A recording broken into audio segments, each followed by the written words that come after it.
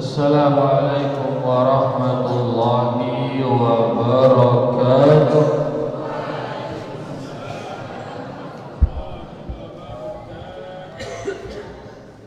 Innal hamdalillah nahmaduhu wa nasta'inuhu wa nastaghfiruh wa na'udzu billahi min shururi anfusina wa min sayyiati a'malina may yahdihillahu fala mudilla lahu wa may yudlil fala hadiya lahu asyhadu an la ilaha illallah wahdahu la syarika lahu wa asyhadu anna muhammadan abduhu wa rasuluh. Ya ayyuhalladzina amanu taqullaha haqqa tuqatih wa la tamutunna illa wa antum muslimun. Ya ayyuhan nasu taqu rabbakumul ladzi khalaqakum min nafsin wahidah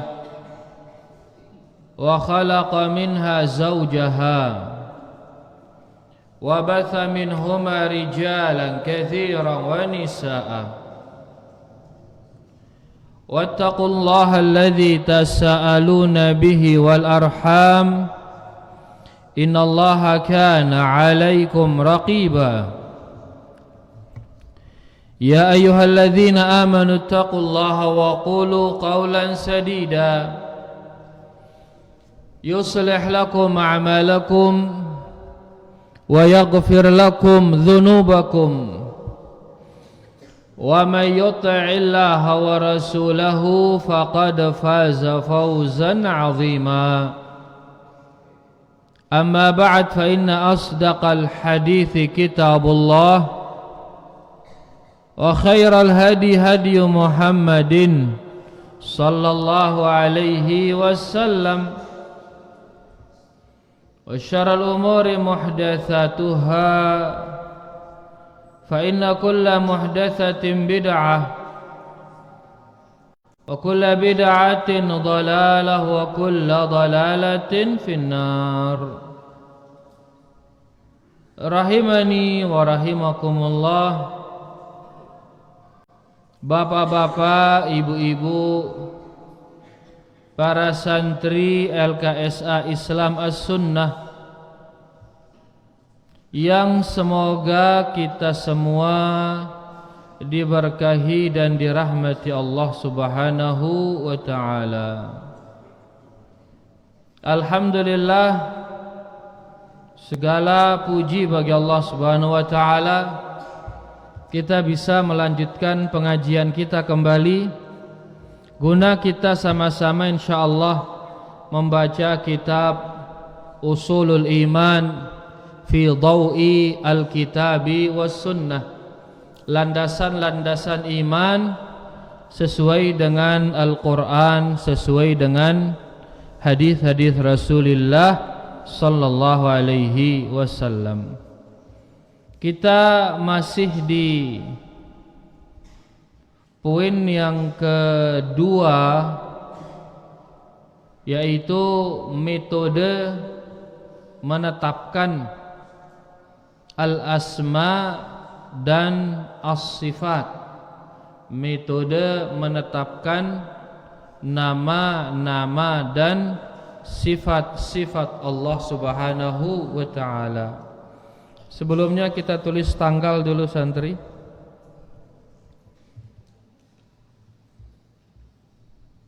Tanggal berapa sekarang?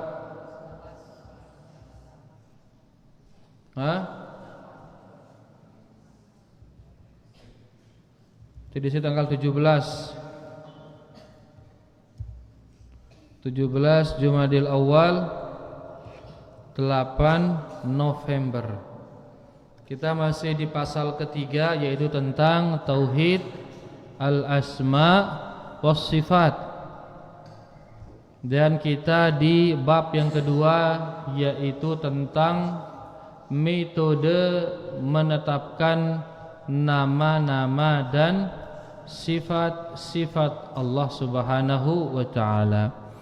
Sebelumnya santri kita sudah sindir tentang masalah ini, ya, tentang masalah pembahasan pertama, yaitu definisi tauhid asma was sifat.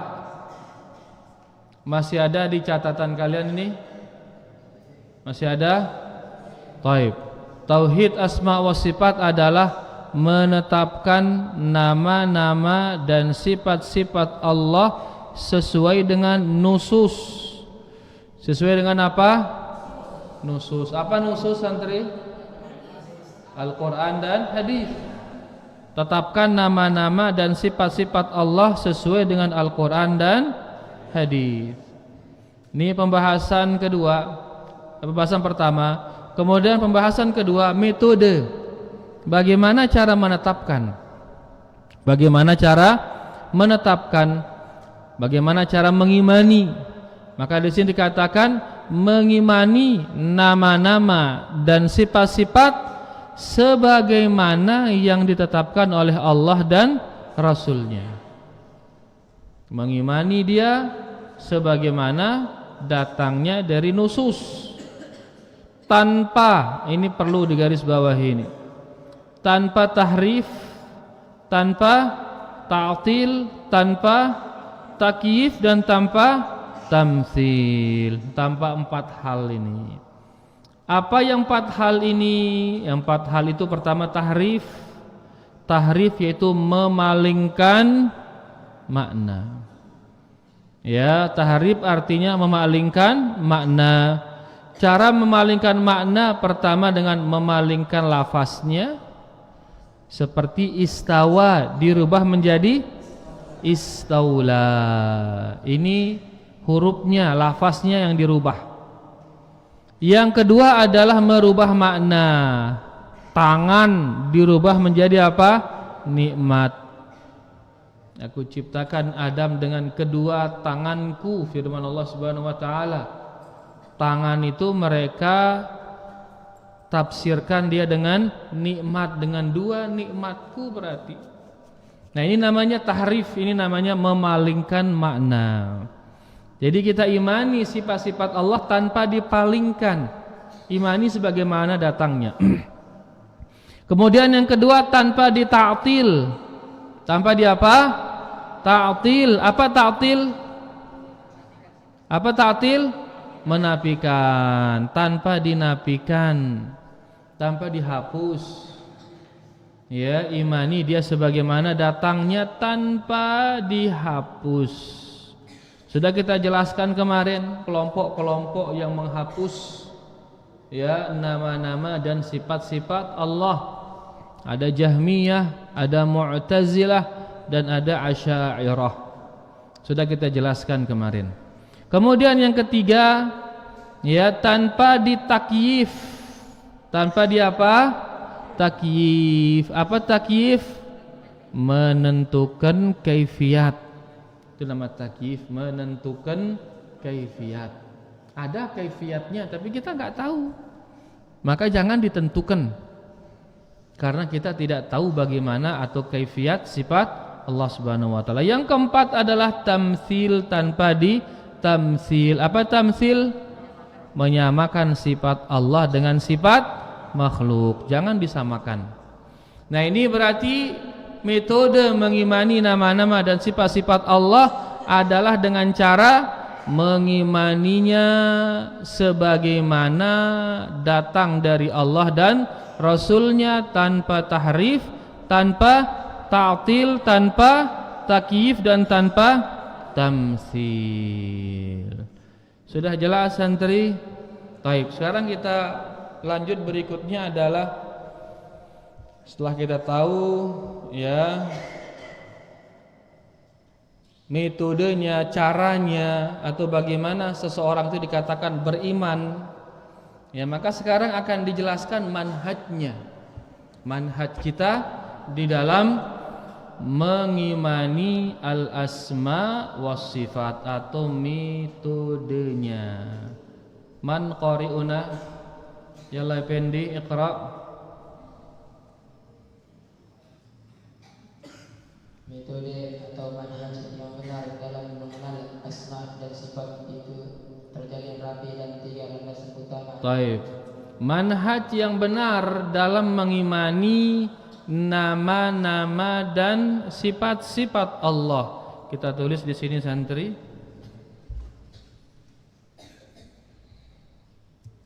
Manhaj yang benar dalam mengimani al-asma wa as-sifat.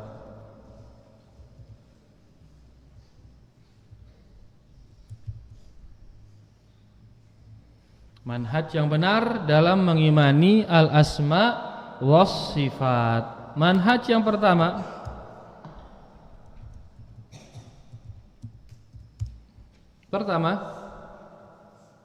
landasan pertama mensucikan Allah Azza wa Jalla dari kemungkinan sesuatu dari sifat-sifatnya yang menyerupai sesuatu dari sifat-sifat makhluk.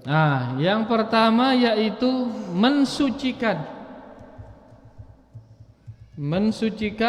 Allah dari menyerupai sifat makhluk. Ini yang pertama, mensucikan Allah dari menyerupai sifat makhluk. Jadi dengan awal harus beriman bahwasanya sifat Allah ndek nepede kenca sifat makhluk. Ini yang pertama, pasang dia bahwasanya sifat Allah tidak semisal dengan sifat makhluk. Ini pertama kali pasang.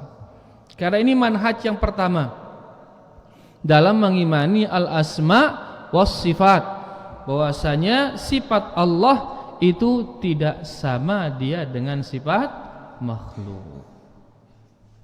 Jelas ini? Para jemaah jelas nggih? Alhamdulillah. Ini metode pertama, nanti akan dijelaskan nanti insyaallah. Yang kedua, landasan kedua, beriman kepada nama-nama dan sifat-sifat yang disebutkannya bagi dirinya serta nama-nama dan sifat-sifatnya yang disebutkan oleh Rasulullah SAW sesuai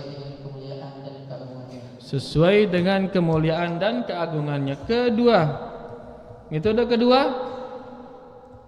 mengimani al-asma was sifat, mengimani al-asma was sifat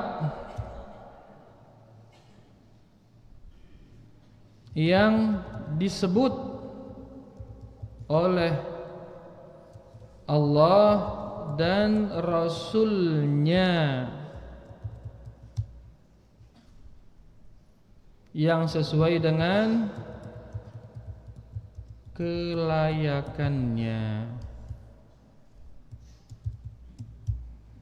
Kedua, mengimani al-asma was sifat yang disebut oleh Allah dan Rasul-Nya yang sesuai dengan kelayakannya, yaitu kelayakan Allah Subhanahu wa ta'ala. Allah Maha mendengar, maka kita harus mengimani Allah mendengar sesuai dengan kelayakan Allah. Allah melihat, maka kita harus mengimani Allah melihat sesuai dengan kelayakan Allah. Santri, kita bertanya, kenapa kita mengimani Allah melihat? Kenapa?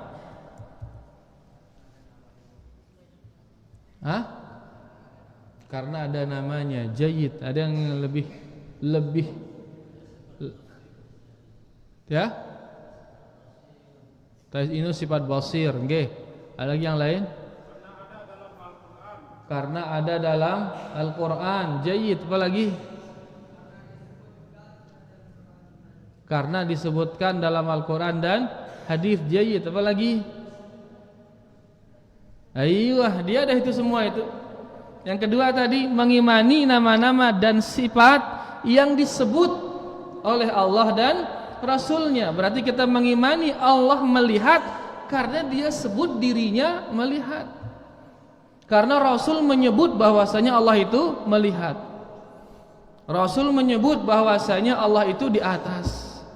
Rasul menyebut bahwasanya Allah itu turun.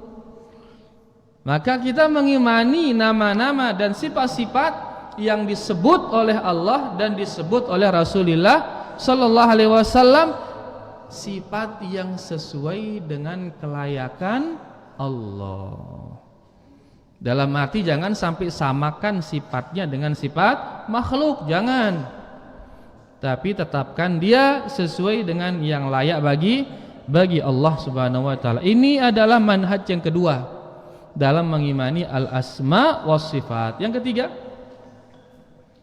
landasan ketiga, meninggalkan segala usaha untuk mencari tahu hakikat bagaimana sifat-sifat Allah Ta'ala, karena mustahil makhluk dapat mengetahuinya. Baik. Yang ketiga, metode atau manhaj yang ketiga, yaitu meninggalkan segala usaha untuk mencari tahu kaifiat sifat Allah. Metode yang ketiga, manhaj yang ketiga dalam al-asma wa sifat, meninggalkan segala usaha untuk mencari tahu kaifiat sifat Allah. Jadi ndek merenung ngumbe angkun sifat Allah, ndak dalam merenung. Dia dulu mikirang malik. Enggak perlu dipikirkan lagi bagaimana sifat itu. Bagaimana dia mendengar, bagaimana dia melihat, bagaimana dia berbicara, enggak perlu direnungkan. Kenapa enggak perlu? Karena kita enggak tahu kaifiatnya. Kita tahu ya soal atau sang wahara ideng gitar ada? Ndenara. Karena enggak tahu kita kaifiatnya, maka tidak perlu direnungkan, enggak perlu mencari tahu, enggak perlu berusaha untuk mengetahui. Cukup sudah imani dia sebagaimana datangnya, selesai sudah. Nah, di sini yang ketiga, meninggalkan segala usaha untuk mencari tahu kaifiat sifat Allah. Dia mengatakan dia di atas, selesai wah dia di atas. Dia dulu merenung mikirang ngombe ampun le atas dih. Dia dulu mikirang. Nabi SAW menyebutkan Allah turun di sepertiga malam terakhir. Imani sudah. Dia dulu mikirang mencari tahu ngombe ampun turun. Kan kelem mino ndek na petuk-petuk aran kelem ngande. Nengke tene kelem bareh lima taram kelem bareh malik Bali kelem bareh malik Sumatera bareh malik Malaysia malik Filipin malik bade ningin petuk-petuk aran kelem no. Akan ndak pikirang yang ka ndak pikirang. Jadi metode yang ketiga manhaj salaf itu tidak atau mereka meninggalkan segala usaha untuk mencari tahu kaifiat sifat Allah. Tidak perlu berusaha mencari tahu kaifiatnya, cukup imani dia selesailah. Ya, karena kita tidak akan bisa memikirkan kaifiat sifat Allah Subhanahu wa taala. Nah, ini dia tiga metode, tiga manhaj salaf di dalam memahami nama-nama dan sifat-sifat Allah Subhanahu wa taala. Metode pertama, ini paling pertama ini, mensucikan Allah dari menyerupai sifat makhluk. Sucikan Allah dari menyerupai sifat makhluk. Bahwasanya sifat Allah ndek nepada kanca sifat makhluk. Ini nomor satu ini sebelum yang lain. Ya, jadi Allah tidak sama dengan makhluknya, sifatnya enggak sama.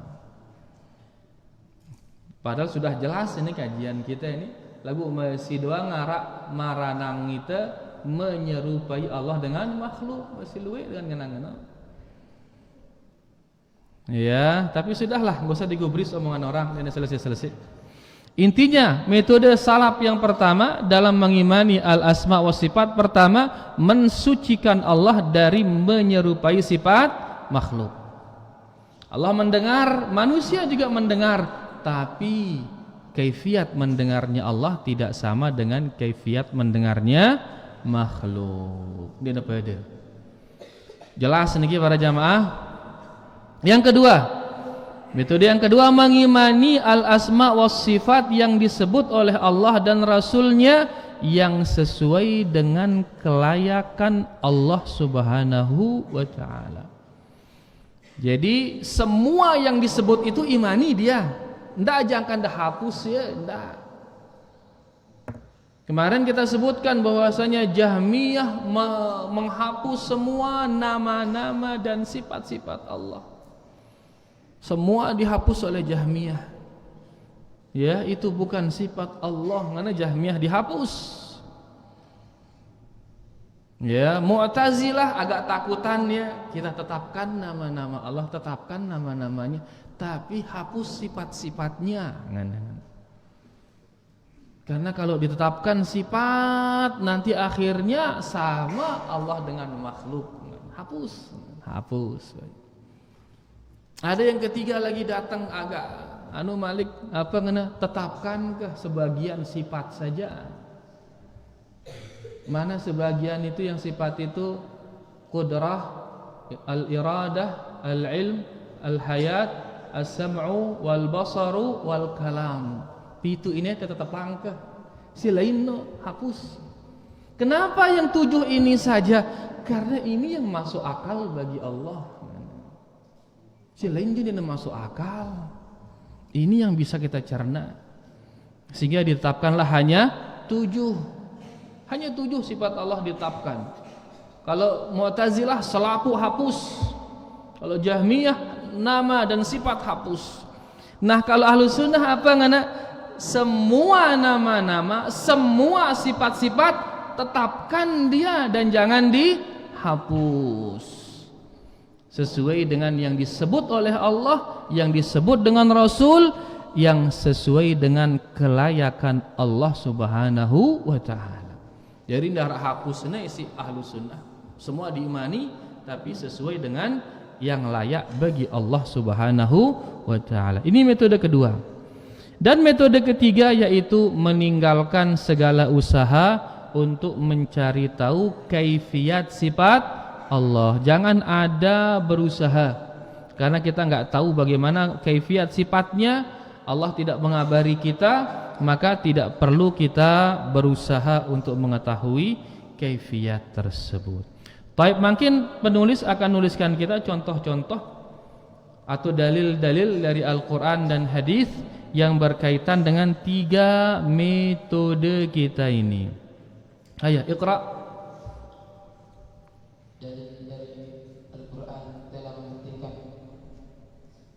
Dalil-dalil dari Al-Quran telah membuktikan keabsahan metode ini. Baik, jadi 3 metode ini dituliskan kita oleh para ulama. Dari mana mereka dapat 3 metode ini para santri? Dari mana? Aywa, Al-Quran telah membuktikan keabsahan metode ini. Berarti ini dari Al-Quran. Ada istilahnya istiqra. Istilahnya apa? Istiqra. Ini tulisannya santri. Istiqra. Apa nama istiqra? Yaitu menelaah isi Al-Quran. Setelah ditelaah isi Al-Quran, setelah ditelaah isi hadis, muncullah kesimpulan tentang 3 metode ini. Ya, setelah mentelaah Al-Quran dan hadis. Sama seperti pembagian tauhid menjadi 3, itu setelah istiqra namanya. Setelah apa? Istiqra, mentelaah Al-Quran dan hadis, ulama kita menyimpulkan tauhid terbagi menjadi 3. Ya, tauhid ada 3, yaitu rububiyah, uluhiyah, al-asma wa as-sifat. Jamil. Lanjut, Effendi. Al-Quran membuktikan ya. Di antara dalil yang menjadi sandaran dan dasar pertama yaitu mensucikan Allah dari menyerupai makhluk adalah firman Allah Subhanahu wa taala, "Laisa kamitslihi syai'un wa huwas samiul basir." Laisa kamitslihi. Terus lanjut.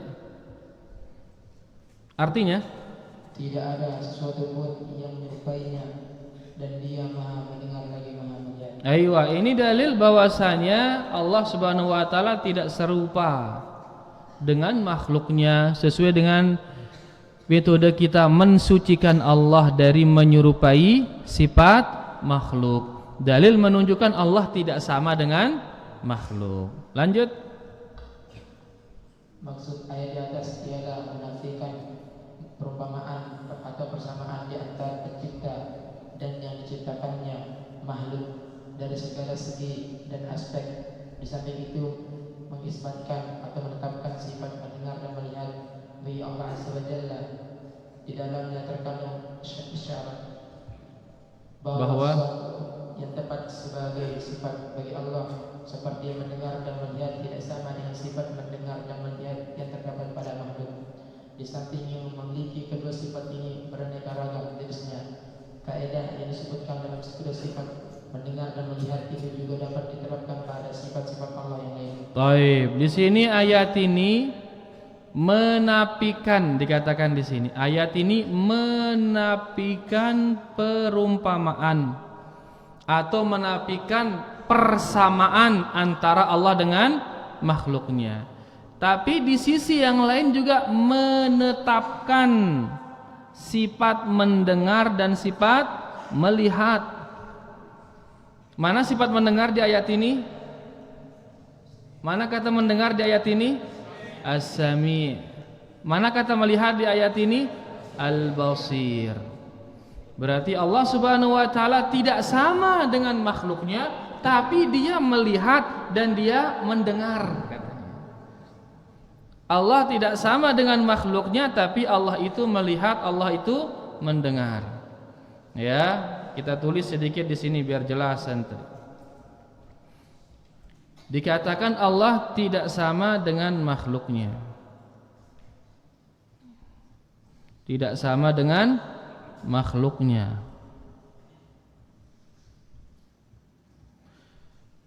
Satu sisi, tapi sisi yang lain, ya, di sisi yang lain dikatakan bahwasanya Allah mendengar. Kemudian yang kedua Allah melihat. Nah, mendengar ini makhluk mendengar tidak? Makhluk mendengar apa tidak? Mendengar makhluk. Makhluk mendengar.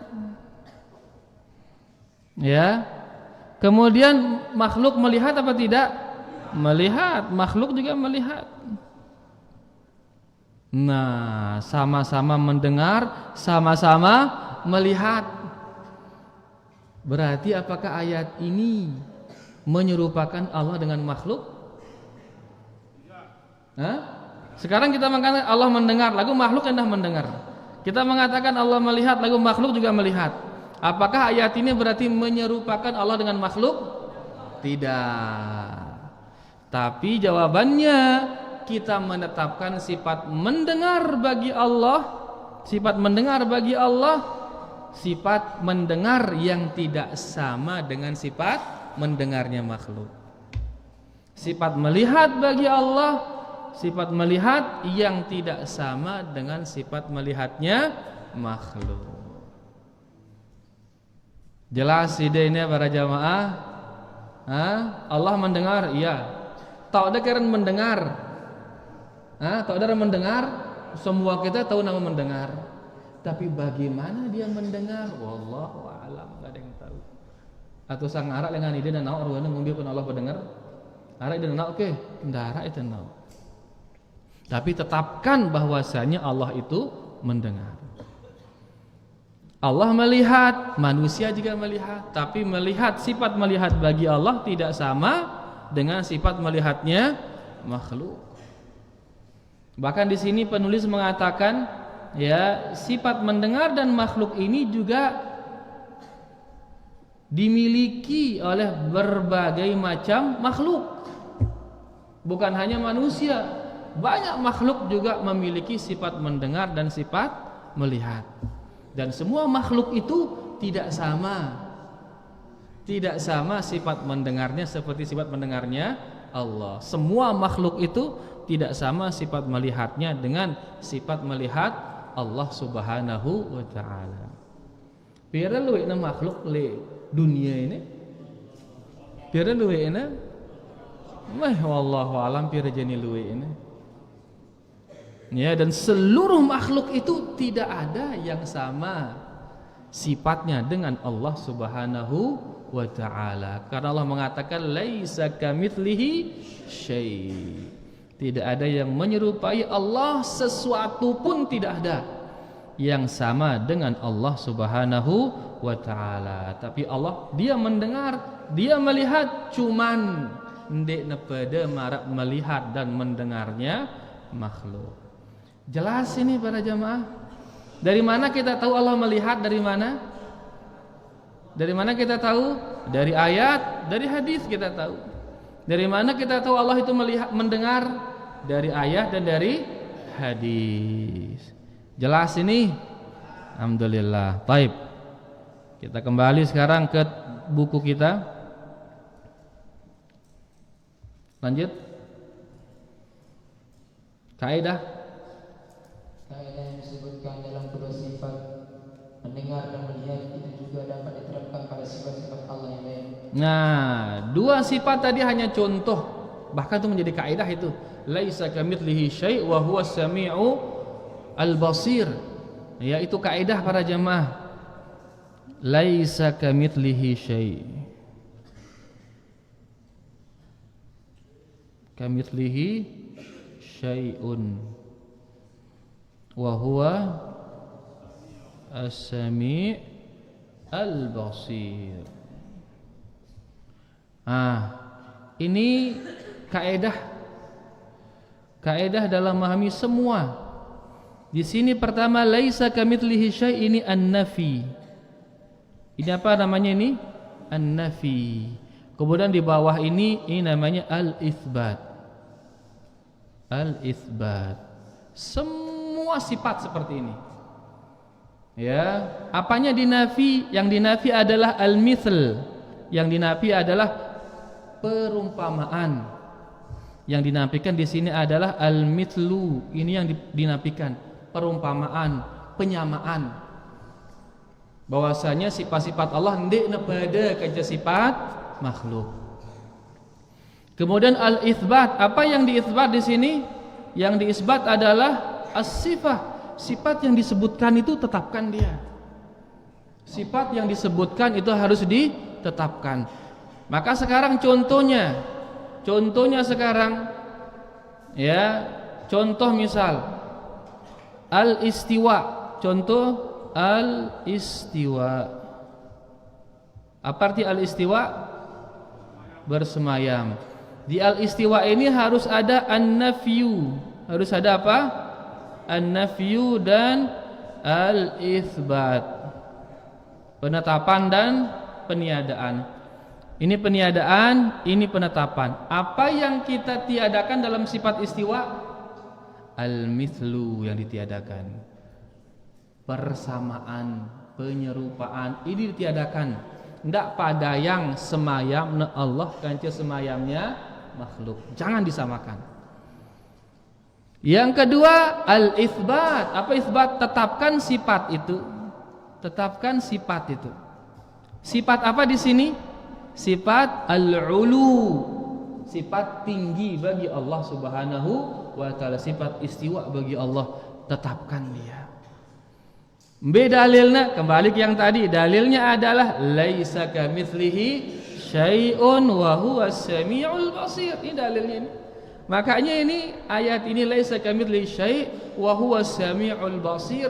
Ini dia dalil bagi seluruh ayat-ayat sifat. Cukup ini jadi dalilnya. Karena ayat ini menunjukkan al-itsbat wan nafi. Ayat ini menunjukkan peniadaan dan penetapan. Peniadaan dan penetapan. Apa yang ditiadakan tadi? Apa yang ditiadakan?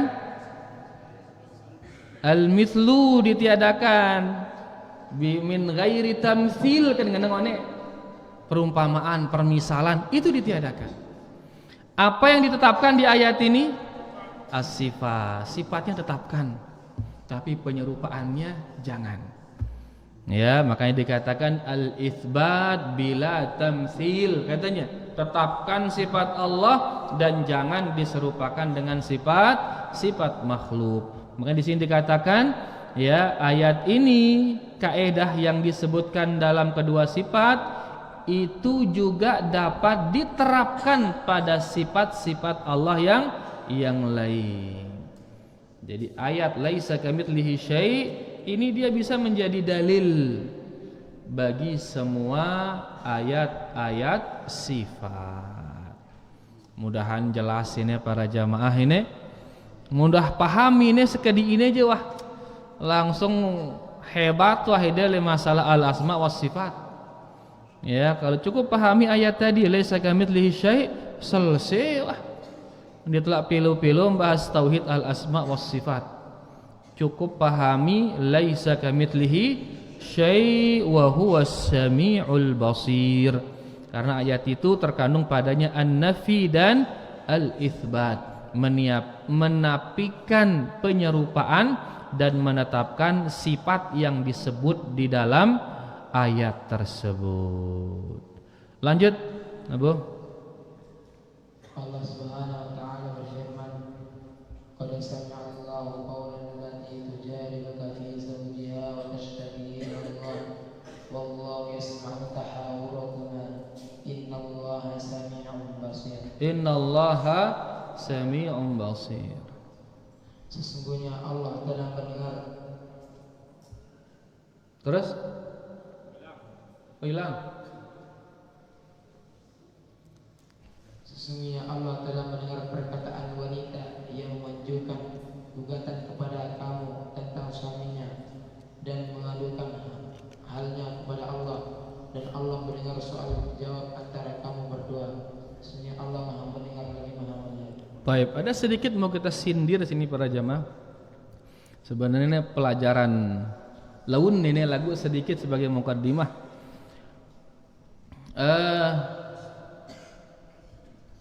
Pernah disindir di sini bahwasanya Asy'ariyah yang menetapkan sifat-sifat yang 7 itu, di antaranya Rubin al-Kalam, itu ditetapkan sama mereka sifat kalam, tapi tidak sama dengan yang ditetapkan oleh Ahlus Sunnah.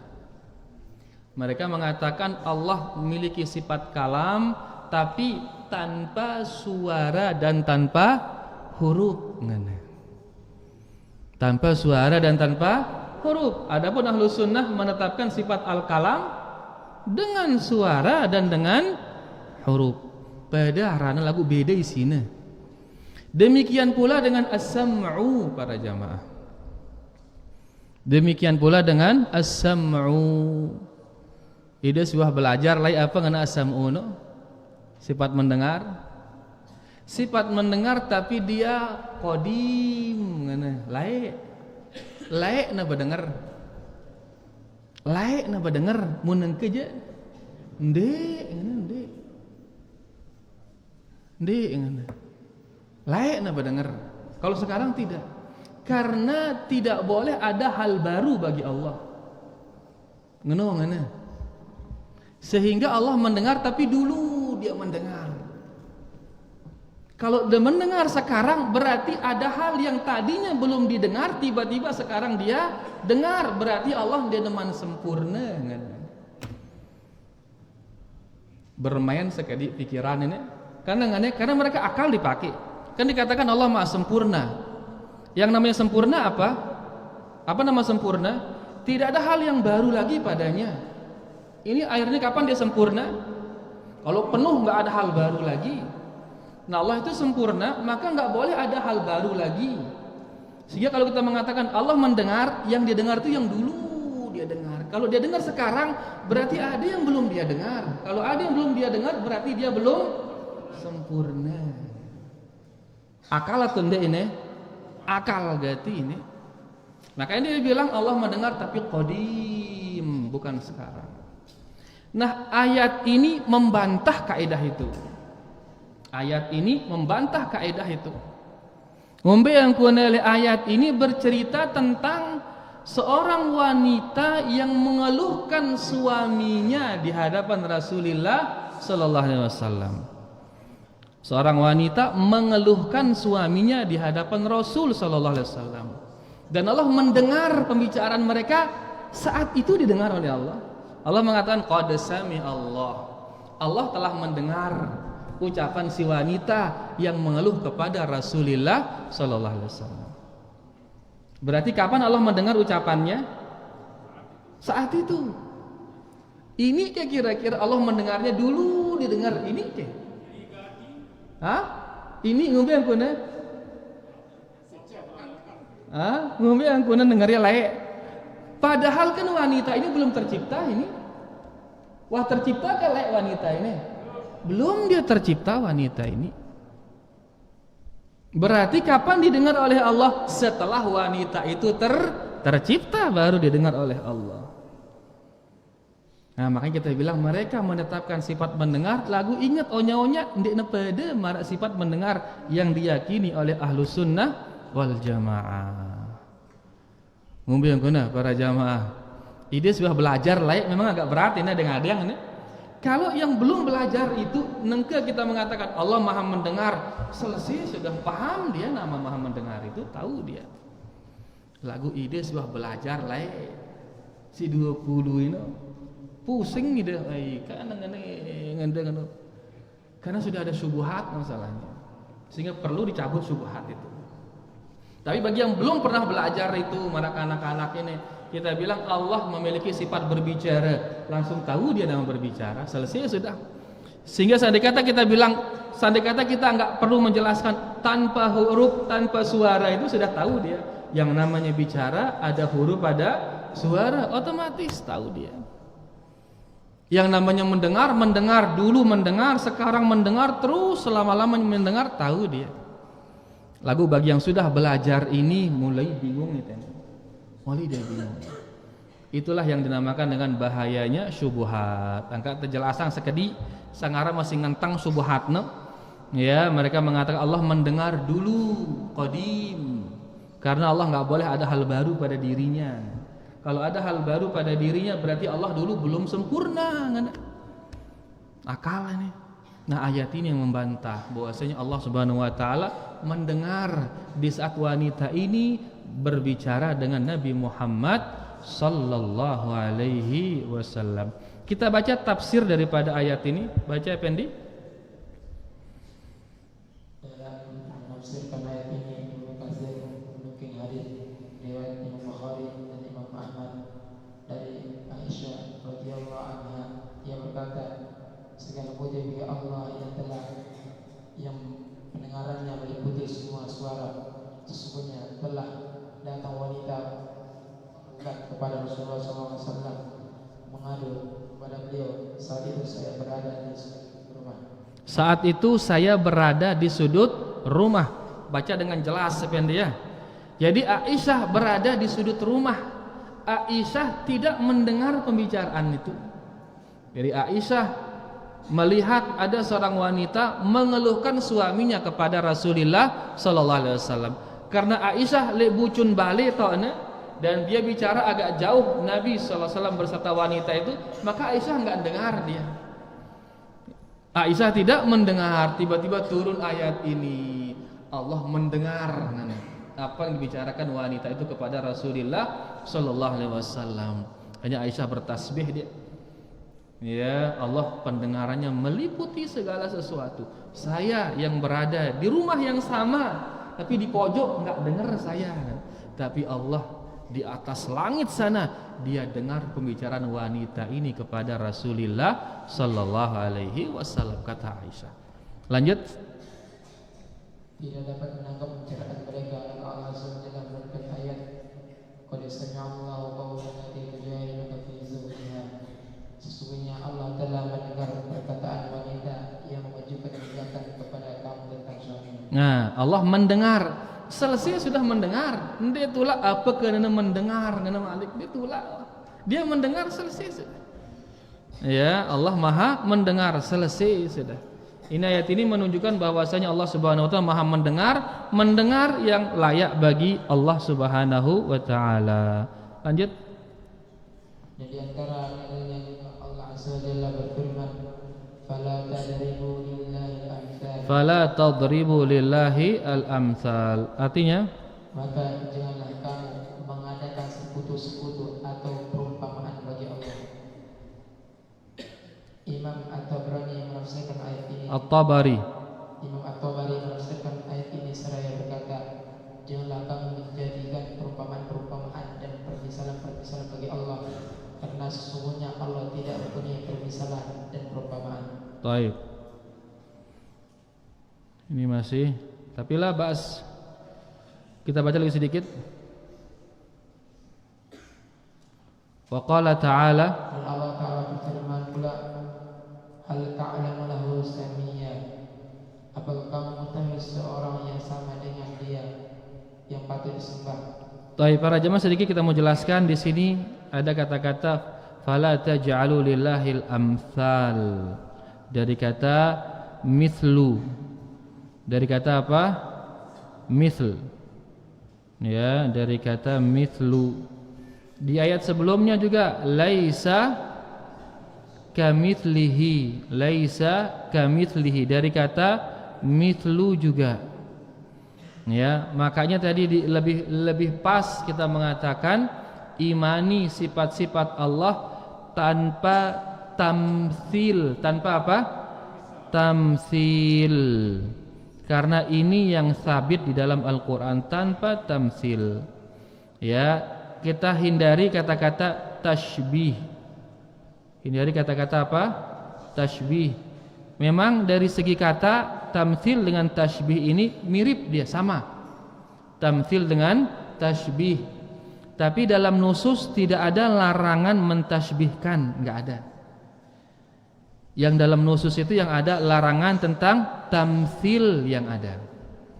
Laisa kamitslihi fala taj'alu lillahi al-amsal. Makanya kita mengatakan Allah kita imani nama-nama dan sifat-sifatnya tanpa tamtsil, kita bilang. Hindari menggunakan tanpa tashbih. Kenapa demikian? Karena ini yang warid di dalam Al-Qur'an dan hadis. Mudahan jelas insyaallah ya. Dan nanti kalau kita perdalam nama yang namanya al-asma wa sifat, kita akan temukan nanti ada kemiripan para jamaah.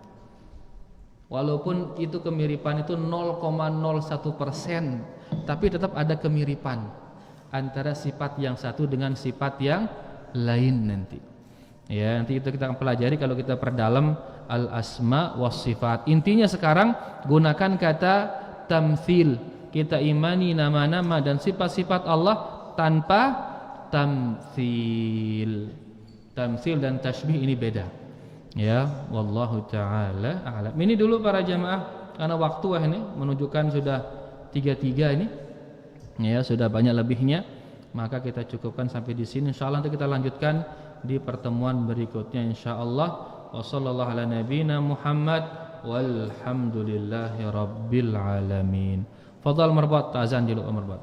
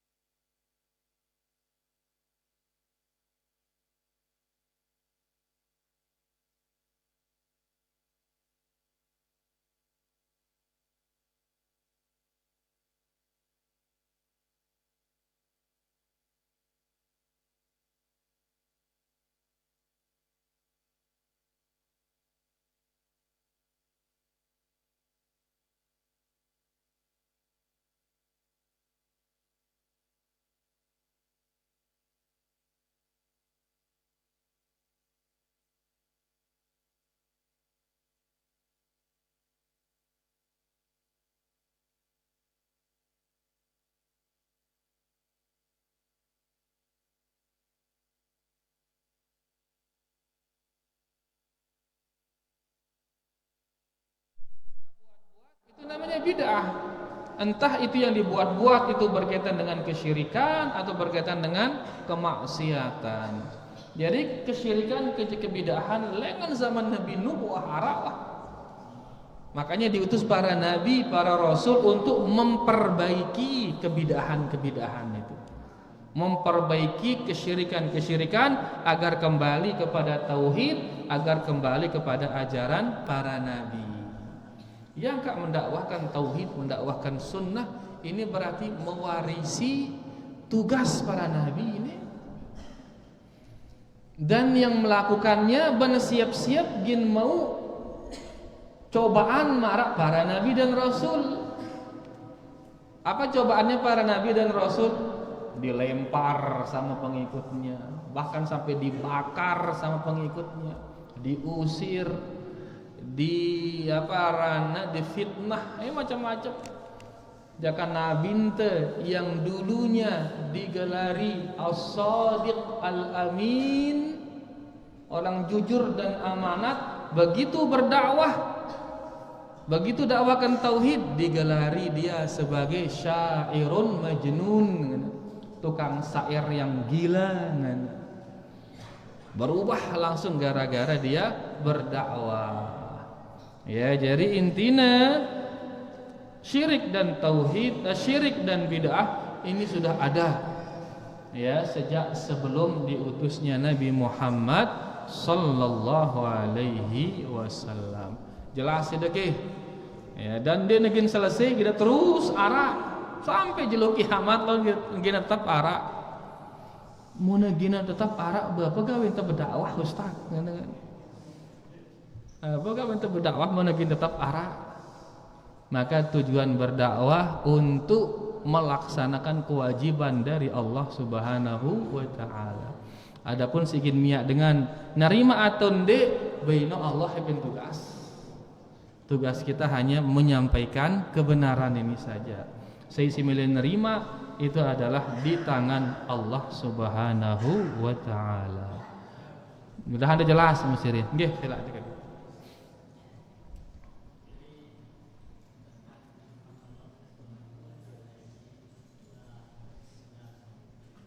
Illa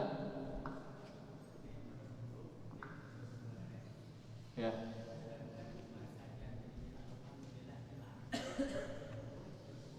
Nggih.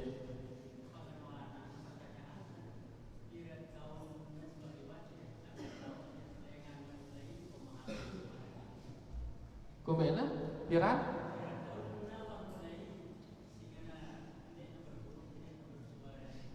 Pira tahun wah na mulai ndek na singenang ndek na berhuruf ndek na bersuara. Sedangkan yang benar berhuruf dan bersuara. Nggih, jari Nabi sallallahu alaihi wasallam menyampaikan sunnah ini. Nabi sallallahu alaihi wasallam menyampaikan sunnah ini. Kemudian seluruh sahabat memahaminya sesuai dengan yang diajarkan oleh Rasulullah sallallahu alaihi wasallam. Nah, singkat cerita ya, munda begitu bareh le zaman khulafa, le zaman khalifah Harun Ar-Rasyid tarana. Dia ini orang yang sangat mencintai ilmu. Dia salah satu khalifah dari Daulah Abbasiyah, sangat mencintai ilmu. Sehingga denara aran ilmu melainkan diambil sama dia, ya, kemudian disuruh ulamanya meneliti ilmu itu, diteliti sama dia.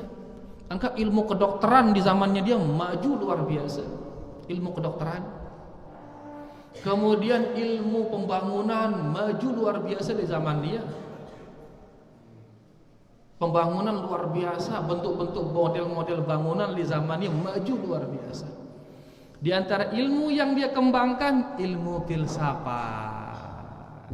Ini di antaranya. Dia dapat dari orang Yunani ilmu itu, langsung dikumpulkan orang-orang yang paham bahasa Yunani, pelajarin ini kata dia. Dipelajarilah ilmu filsafat itu seret. Ilmu ini ilmu akal ini. Akhirnya karena dia menurut dia bagus, temangnya dalam agama. Temangnya dalam agama, sehingga dipahamilah agama ini dengan filsafat itu.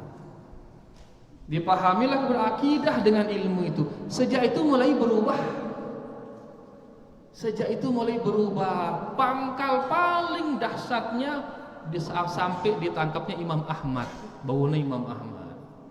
Karena menurut raja, menurut pemimpin kita, Al-Quran ini makhluk, bukan kalamullah. Berdasarkan apa? Akal. Imam Ahmad mengatakan, Al-Quran ini kalamullah, bukan makhluk. Begitu ditekan, tema penjaralah Imam Ahmad. Intinya sejak zaman itu mulai berubah akidah dengan setelah dimasukkannya filsafat ke dalam agama Islam. Kalau filsafat digunakan untuk ilmu kedokteran, ilmu kimia, ilmu komunikasi, ilmu apa, bagus, silahkan. Lalu begitu ini digunakan untuk ilmu agama, mulai berubah agama. Di sana mulai akhirnya orang memahami agama menggunakan akal. Ditinggalkanlah metode salaf, memahami Al-Quran dan hadis dengan pemahaman sahabat, tabi'in, ditinggalkan itu. Akhirnya mereka mengatakan beja sita ma'akal ino terima. Mun dek nabuta ma'akal teputer ya jangkan nata ma'akal.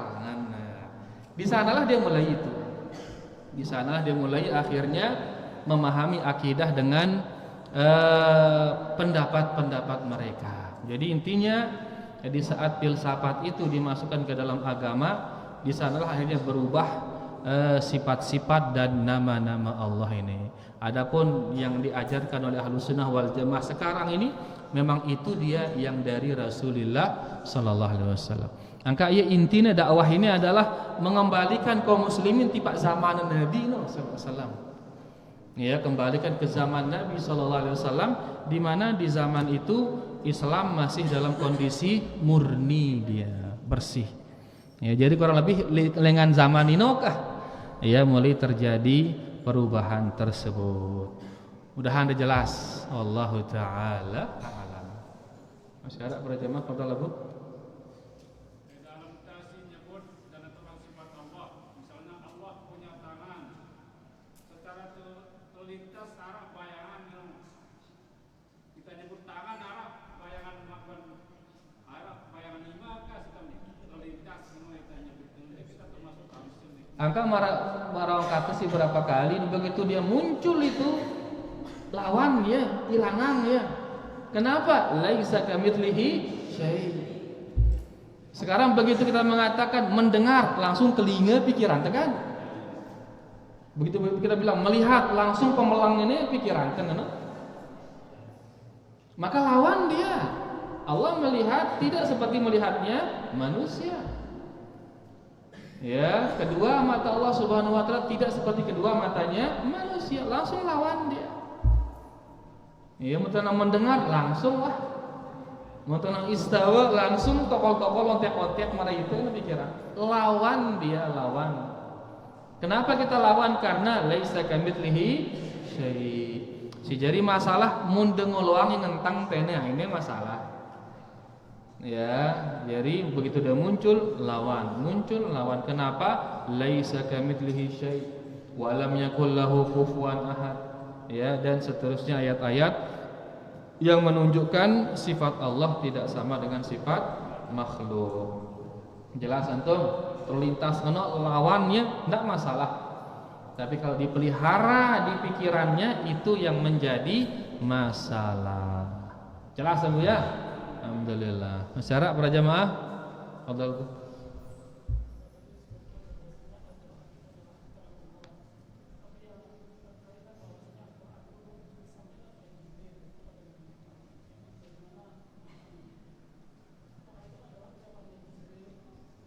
Al-Quran ucapan Allah, iya. Tapi kan dia disampaikan oleh Jibril. Tidakkah dia menjadi itu ucapan Jibril, begitu? Iya. Jadi Jibril tugasnya hanya menyampaikan. Pada para Nabi sallallahu alaihi wasallam juga menyampaikan kepada sahabatnya, ini dia ucapan Allah. Sahabat lagi menyampaikan ke tabi'in. ini dia ucapan Allah.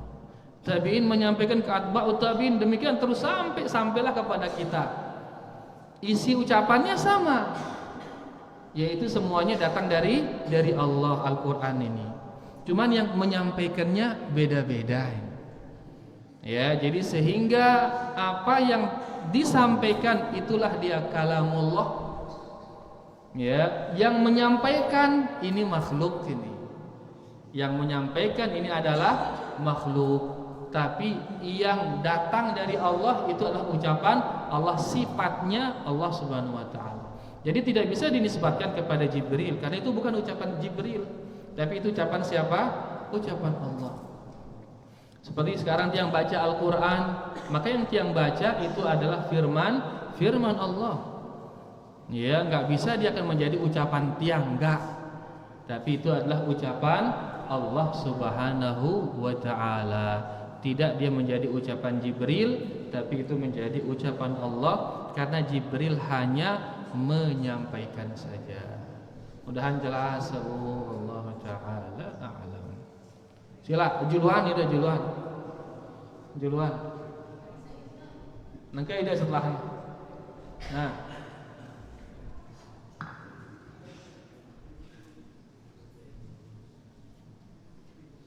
Nada kadang sahke salata sedangkan ditarani marana wah di atas salas. sahke salat sedangkan diterani maran Allah di atas aras. Kan diterani kumbena. Kan diterani kumbena. Karena dia itu ya jalan Allah. Hah? Kan diterani kan Quran ngenang-ngeno, kan diterani kumbena. Ya betul ketuaan ini Malik.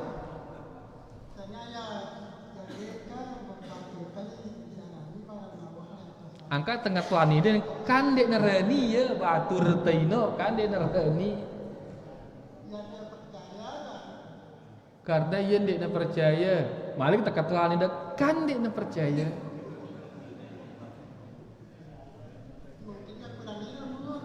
Hah? Nah, mungkinnya kurang ilmu, berarti jahil. Berarti apa? Jahil. Orang yang jahil dapat uzur dia. Orang yang jahil dapat uzur. Karena dia dapat uzur berarti sah salatnya. Sah salatnya. Salatnya sah. Karena dia dapat uzur orang ini. Kecuali mohon pahami isin Quran no. Dia tahu ini maksudnya Quran. Dia tahu hadis mendukung Quran ini bahwasanya Allah di atas aras, tahu dia 100% dia tahu lagu tolak nih si iya. Dia memilih beriman tipe Quran, dia memilih beriman tipe hadis, gengsi soalnya gengsi. Wah kita layak ngenangani masa kan agak gitu rubah ongkat bila itu ngenang gengsi ya. Nah gengsi nah ini baunya golak ilengan Islam. Iya rana kufrul istikbar. Wah bahas tuh ini. Ini kenal dia Nah ini kan antiang melihat ngapiran dengan doang, nah bahaya ide ini. Bahaya ide ini. Intinya bahwasanya kalau dia tolak karena kesombongannya, gengsi ya, maka ini bisa menjadikannya keluar dari Islam. Lagu itu dan ini seorang beriman yang tidak mudah bersuzon kepada orang kan. Sehingga pasang husnuzonno terus, pasang husnuzonno. Dia begini mungkin karena dia nggak tahu, mungkin karena dia jahil, masih syubhat terus, nampu dia pun nerima si kena, karena ada syubhat, mental terus kebenaran, karena ada syubhat, ngeno husnuzon tiba dia. Maka orang yang seperti ini, kalau benar dia itu menolak karena kejahilan, maka mau ia uzur sehingga sholatnya sah dia. Lagu munah tau kenana Quran no, pahamina hadis no, tolaknya karena gengsi, maka sholatnya dekna sah suhu lelengan Islam. Mudahan dah jelas. Lagu neka tugas apa? Husnuzon tugas ini. Dia mengatakan dirinya Islam, pengikut Nabi sallallahu alaihi wasallam, ahlus sunnah wal jamaah ngene lagu di nasadu Allah di atas. Makakah sang jahil ngente sangat husnuzon. Ya ndak langsung kafir itu subul dengan Islam itu ndak dengan. Ya selalu dahulukan dan kedepankan yang namanya husnuzon. Jelas tidak? Alhamdulillah. Kasihlah dah, sini terakhir dah. Perbedaan bid'ah Kanja maksiat. apa beda? Bid'ah itu mengadakan dalam ibadah. Ya. Terus maksiat itu padan nih. Apa bedanya bid'ah kanja maksiat? Sebenarnya ini munta pisah ya pada sebenarnya.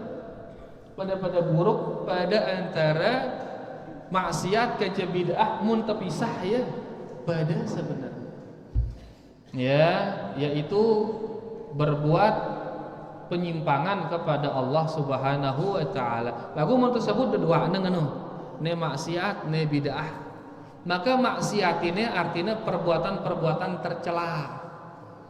Marak misalkan minum khamr, marak misalkan berjudi, membunuh orang, riba dan lain sebagainya, ini maksiat. Adapun bid'ah yaitu ibadah yang tidak pernah dicontohkan oleh Rasulullah sallallahu alaihi wasallam. Secara singkat ya bid'ah. Sehingga mun maksiat sudah dari awal tahu kita buruk ini, tahu kita dia buruk. Nyemati dengan bagus atau buruk? Nyemati dengan buruk. Seluruh manusia tahu dia buruk ini. Nginum khamr buruk atau baik? Buruk. Seluruh manusia tahu nginum khamr itu buruk. Dengan Kristen, dengan Yahudi, tahunya siapa nginum khamrnya buruk. Ya, seluruh orang tahu berjudi itu buruk, beganja itu buruk, semua tahu. Jadi maksiat keburukan. Adapun kebid'ahan ini dia rupanya seperti ibadah. Rupanya seperti ibadah tapi tidak pernah dilakukan oleh Rasulullah sallallahu alaihi wasallam. Ino yang mau tegabungan. Sehingga dengan kadang-kadang bid'ah ini anggapnya bagus. Kenapa? Karena dia kelihatannya seperti ibadah. Adapun mun maksiat dia dakak dina berilmu dengan tahu dina bagus ini ngene-ngene. Nyumpaknya nak bagus atau tidak nyumpaknya nak ini? Ini bagus sebodoh-bodoh dengan tahunya secara nyumpak dengan nyumpak inana nyumpak buruk ini tahunya sih dengan ya. Nah angka bid'ah ini mararuana ibadah tapi dia tidak pernah dicontohkan atau diperintahkan oleh Rasulullah sallallahu alaihi wasallam. Angka dengan lebih becat netobat dengan singgawi kemaksiatan daripada dengan singgawe bid'ah becatan tobat ini. Karena sejak awal dia sudah tahu buruknya yang namanya maksiat. Adapun bid'ah terkadang dia nggak tahu kalau itu adalah keburukan. Kenapa? Karena terlihat seperti ibadah. Padahal itu adalah keburukan, bahkan bisa mendatangkan dosa. Ino ya bedana antara maksiat kance bid'ah. Jelas sudah ke? Alhamdulillah wallahu taala a'lam. Kalau dengan santri ini apa hukumnya menafsirkan mimpi? Menafsirkan mimpi ini ada ilmunya ini santri. Ya, menafsirkan mimpi itu ada ilmunya. Makanya Nabi Yusuf di antara nabi arana keahliannya dia bisa menafsirkan mimpi. Wallahu taala a'lam. Tapi nggak perlu kalian pelajari ini, nggak perlu. Pelajarilah ilmu tafsir, ilmu hadis itu pelajari. Ya, wallahu taala a'lam. Bolehkah kita berdoa kepada Allah agar dijodohkan dengan fulanah? Boleh. Seringnya ditanyakan ini siapa nanya ini ya? Boleh, silahkan. Apa hukumnya telat membayar gaji karyawan? Nggak boleh telat bayar gaji. Haram ini kalau sengaja ini haram. Ya nggak boleh kita kasih orang gajinya setelah dia kering keringatnya, nggak boleh.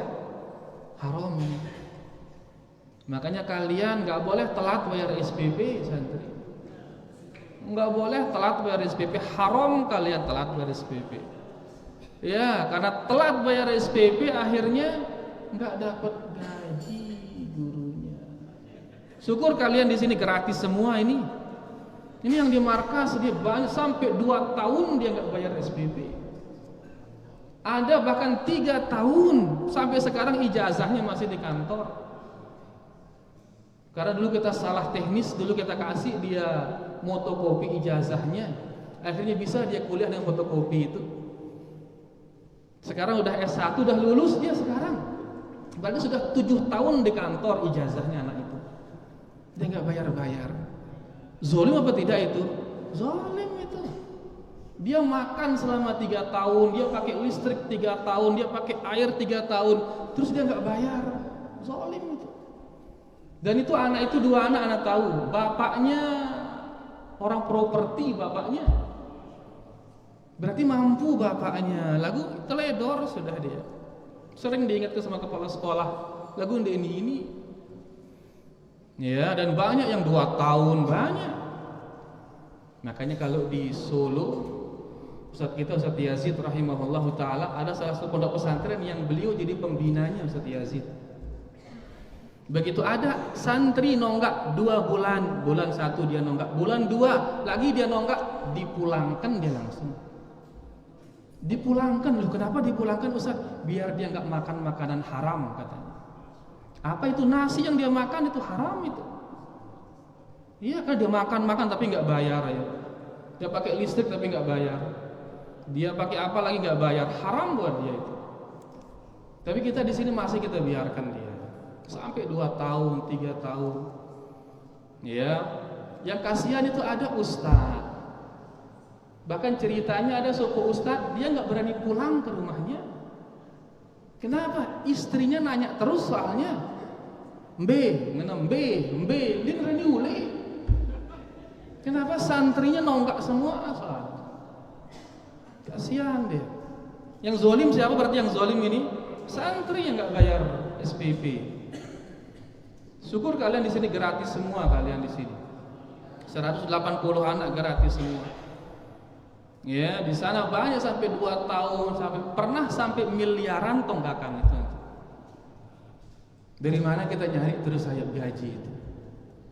Kan pelontang-pelanting sana sini, kita minjem sana, minjem sini, akhirnya biar bisa gurunya makan di rumah, biar bisa belikan anaknya pempes dan lain sebagainya. Berarti yang zalim siapa ini?